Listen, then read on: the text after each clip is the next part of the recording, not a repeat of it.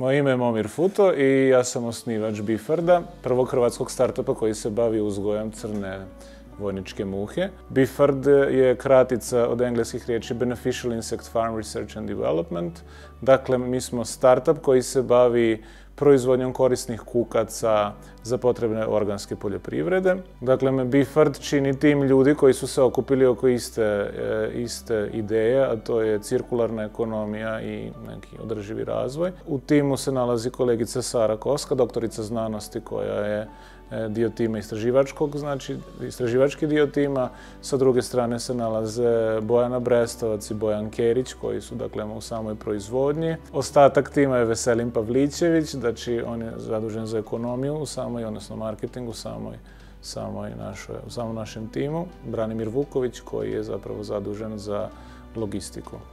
Trenutačno nam je u fokusu proizvodnje crna vojnička muha, odnosno Black Soldier Fly, jedan od 7 kukaca koji su u Europskoj uniji dozvoljeni za proizvodnju u smislu izvora proteina za stočnu hranu. Ličinke ove vrste muhe su visokoproteinski de facto crvići koji se mogu koristiti kao izvrsna alternativa i održiva alternativa standardnim proteinima koji se danas koriste u stočnoj hrani, kao što su sojino brašno sa jedne strane, riblje brašno s druge strane, koji su jedno i drugi neodrživi. Što se tiče samog istraživanja, prvo s jedne strane radimo klasična mikrobiološka istraživanja gdje pokušamo na hranljivim podlogama uzgojiti crijevnu mikrobiotu, odnosno korisne bakterije koje žive u crijevima tih ličinki.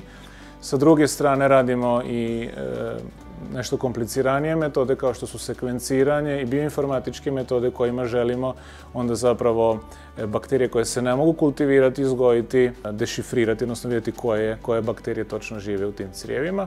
Jednom kada znamo taj mikrobni sastav crijeva naših ličinki, možemo ga zapravo i modificirati, to je cijela poanta. Isprobavamo različite vrste medija, dakle eksperimentiramo sa prehranom samih crvića, koristimo, naša standardna zapravo prehrana je pivski trop, to je nešto što standardno jedu naši crvići, ali koristimo i druge vrste hrane kao što je organski, odnosno biootpad, komina od proizvodnje rakije i tako dalje.